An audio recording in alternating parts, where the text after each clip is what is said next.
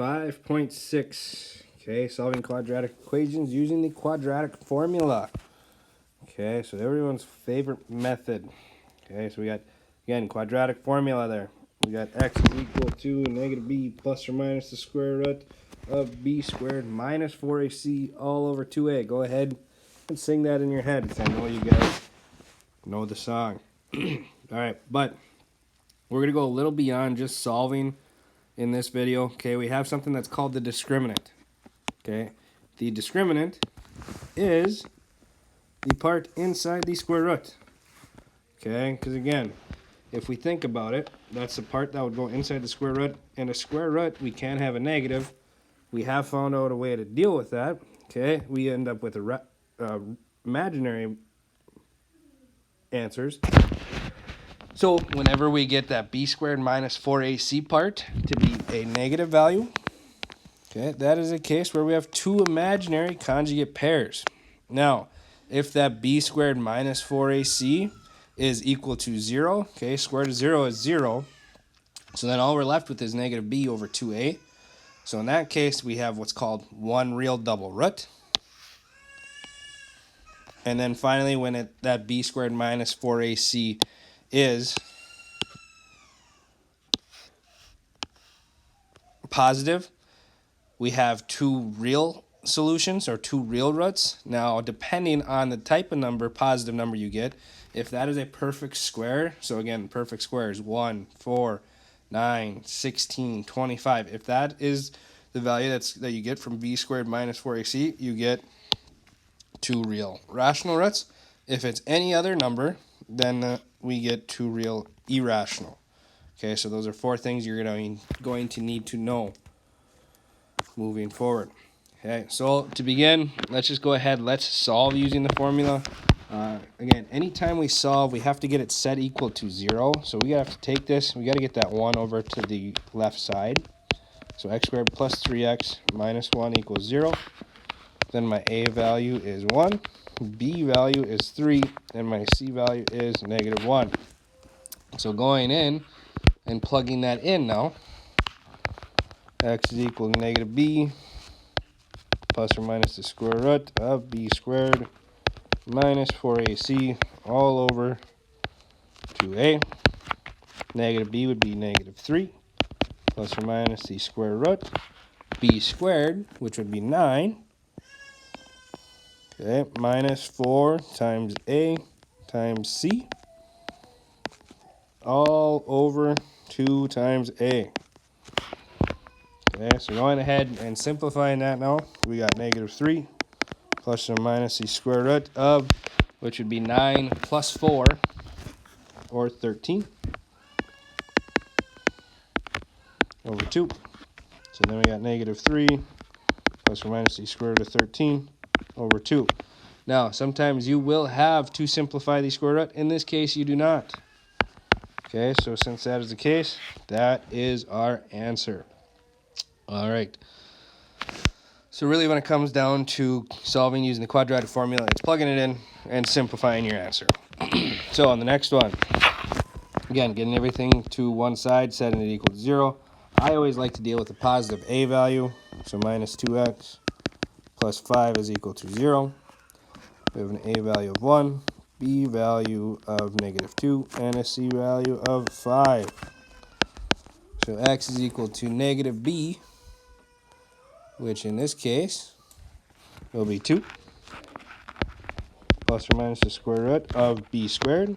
Negative 2 squared is 4, minus 4 times a times c, all over 2 times a. So 2 plus or minus the square root of 4 minus 20 over 2. Okay, so then 2 plus or minus the square root of negative 16 over 2, which in this case will be 2 plus or minus 4i over 2. Okay, so now again, if you remember in complex numbers, we need to split that up. So this is saying x is equal to 2 over 2 plus or minus 4 over 2i, which would simplify to 1 plus or minus 2i. Just simplifying 2 over 2 and 4 over 2. Okay, so this is a case where we have two imaginary conjugate pairs. Okay, as what you noticed, b squared minus 4ac, we got a negative value. Okay, and we ended up with two imaginary conjugate pairs, because remember, x is this, that's saying 1 plus 2i and 1 minus 2i. Those are conjugates. And if you have imaginary solutions with quadratics, they are always conjugates. Okay, so next one, I'm just going to jump right into it. X is equal to negative b, so negative 2, plus or minus b squared, so 4 minus 4 times a, which is negative 1, times c, which is negative 1, all over 2 times negative 1. Okay, so we got negative 2 plus or minus the square root of 4 minus 4 over negative 2. Okay, which will simplify to negative 2 plus or minus the square root of 0 over negative 2, which will simplify to negative 2 plus or minus 0, so I don't even need to write that, over negative 2 or just 1. Okay, so in that case, that b squared minus 4ac, okay, our discriminant was 0. Okay, again, and when we have a discriminant of 0, we have one real double root, and that is why we only get one solution in this case, because that is a double root.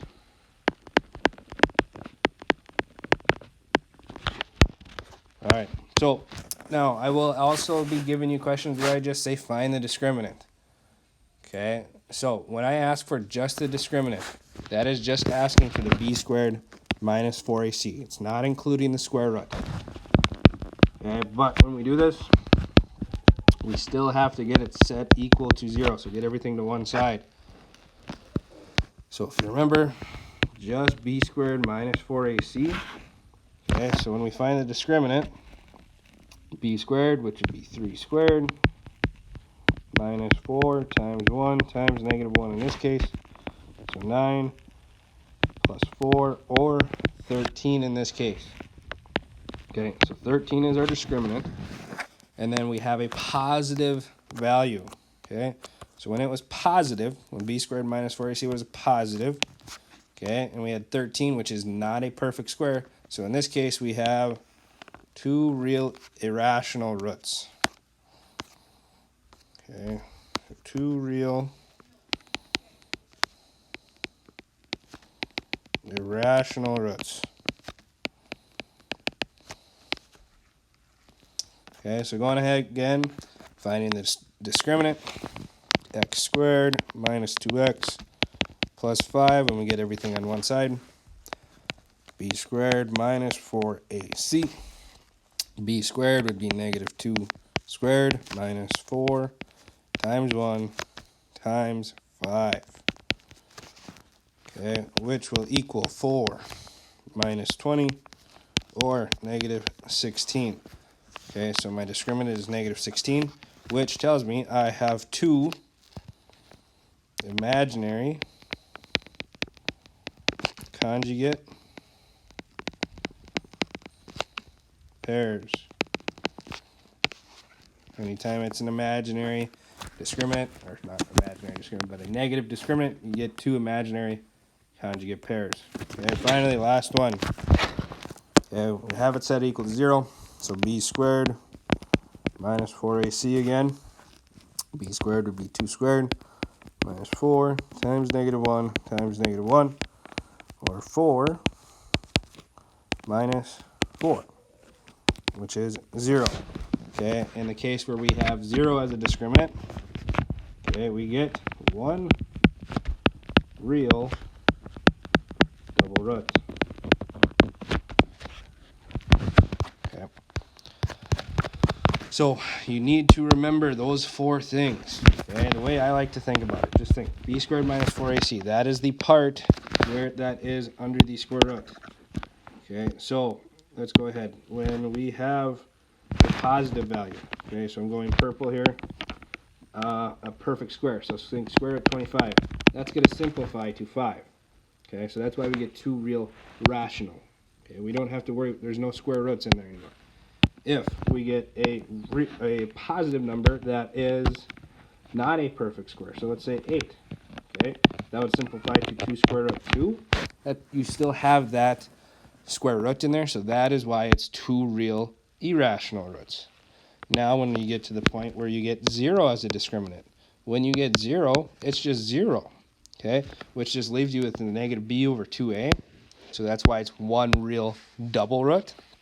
And then finally, when you get a negative value in there, no matter what it is, let's say negative 11, okay, that would be I square root 11, okay, so you get 2 imaginary conjugate pairs, because think it's negative b plus or minus, okay, and again, conjugates just have that in the middle, just have opposite signs, okay, so a negative discriminant, 2 imaginary conjugates, 0, 1 real double, okay, positive, that's not a perfect square, 2 real irrational, and then finally, when it's a positive perfect square, 2 real rational roots. All right, so your homework for this lesson, 5.6, okay,